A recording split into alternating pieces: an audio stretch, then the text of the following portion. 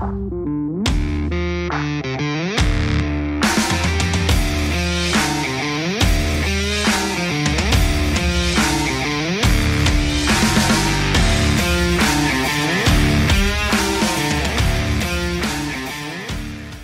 guys, it's Junior. Welcome back to my channel here at Horsepower Warehouse. I have a couple of cool things to show you guys, but the main topic of today's discussion is I want to reveal this bad boy to you. We have finished our 1966 Nassau Blue convertible. You guys may lovingly know this car as the foam-filled car. I've made a couple previous videos on this car.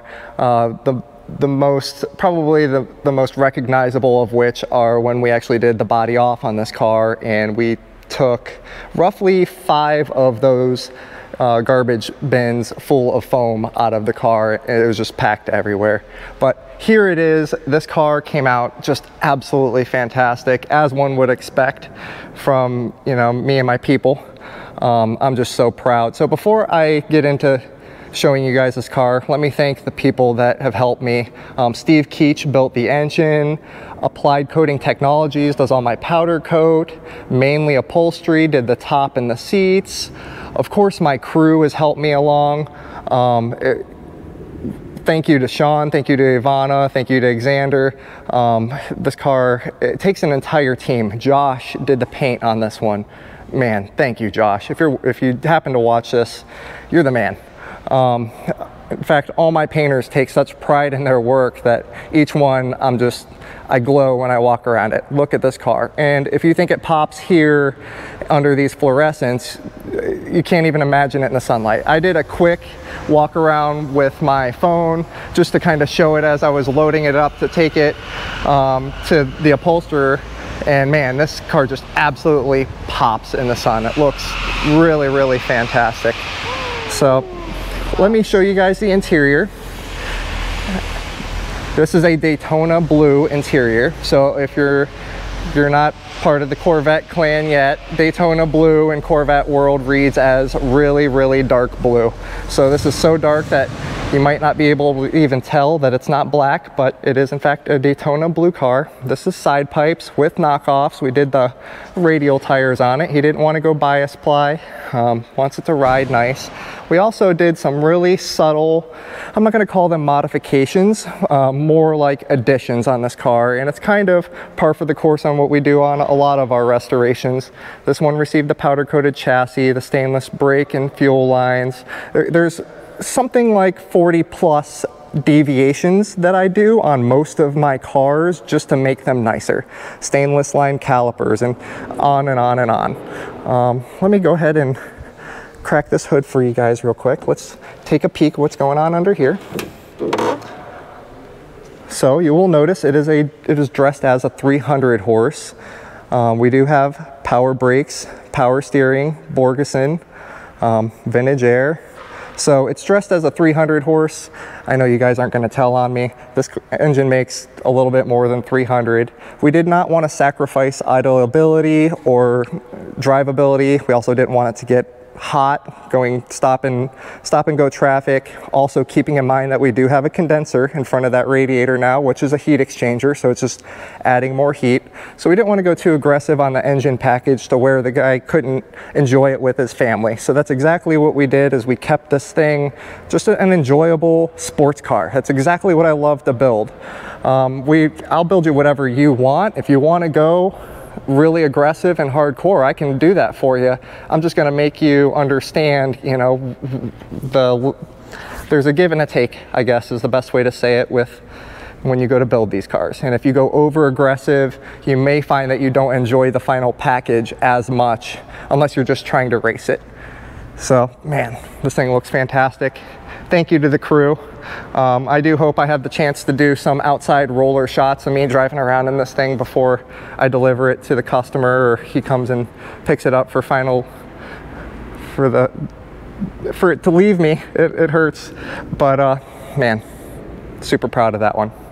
You'll notice we have our resto mod on the rotisserie here, cranking away at undoing some of the things that were done previous, just getting it more ready for going back onto the chassis. You'll also notice a Pontiac GTO, another 66 vehicle here. This is a 66 tri-power, triple black GTO, factory California car with all the smog on it and all the PHS documentation. We've got it under the cover right now because we're detailing it and getting it ready for sale over there, but this is a really cool car. I'll show it to you guys once it's over there, but that explains the GTO here. This is I always like a tri-power convertible GTO. How could you not? Cranking away on our 67.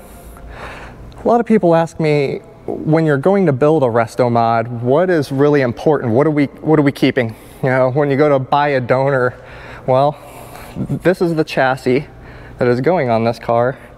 This is pretty much what we're going to be retaining of this donor vehicle. And as you can see, I mean, there is not a lot going on in here, folks. In fact, most of this stuff is going to be cut out and I shouldn't say most. Probably 15% of the fiberglass inside of there is going to be removed and replaced anyhow. So even in this carcass that you're looking at here, it's not even 100% of this is going to be retained. All of this stuff on the shelves here is pretty much a wash, in addition to the complete rolling chassis, which if any of you guys are looking for a roller from a 63 coupe, the gentleman that owns this car is looking to sell it because I can't keep hoarding Corvette parts. That's going to be future content for you guys. I'm going to show you my Corvette hoard collection that I've got in my private shop. It's getting out of hand, and I giggle about it. It's probably good content because you guys are going to look at me like I'm crazy. But that is pretty much what we use or retain of a coupe when we do a complete resto mod package. Same thing is going to go for this chassis. That is going into the one that's on the rotisserie there, and again, pretty much the same level of stuff is going to be retained. This gentleman, in acquiring this car, it came with a package of parts that we're going to be using a bunch of the stuff that came with it, so he got probably 30% of the stuff that we need to complete the car, which is nice. I mean, I'm happy about it. While we're here, man, just a little peek. You can see the red on the white. Man, what a killer combination. Unreal. I can't wait to show you guys the white on red, and again, white on red. It just, man, we're building some beauties here. Not to say that the saddle on saddle car doesn't shine. So, man, I'm just super proud of me and my crew. Thank you guys so much for watching my channel and kind of taking part in the builds with me. I definitely appreciate your guys' input and your comments. I'm just trying to build dreams here, right? How could you not love coming to work when you get to just pour your heart into stuff like this? That's why I love my job. Let's take a peek over here really quickly. 442 W30. What could that even, well, future content. We have a GT500 KR sitting next to a Mach 1 428 Cobra Jet factory AC with the shaker hood. That is a really cool car.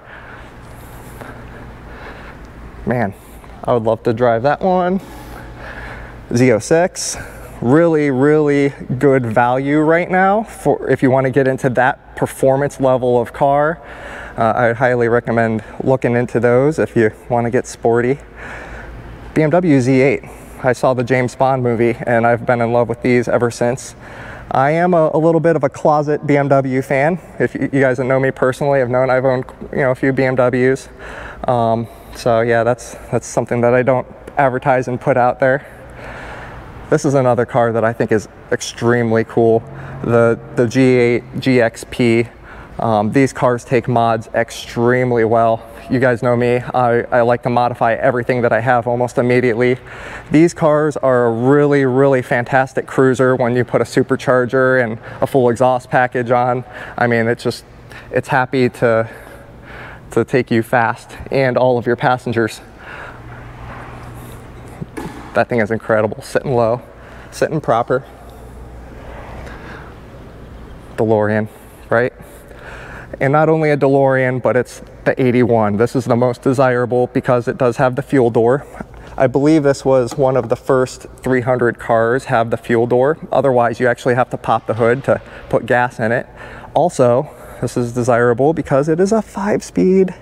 Yes, not an automatic car.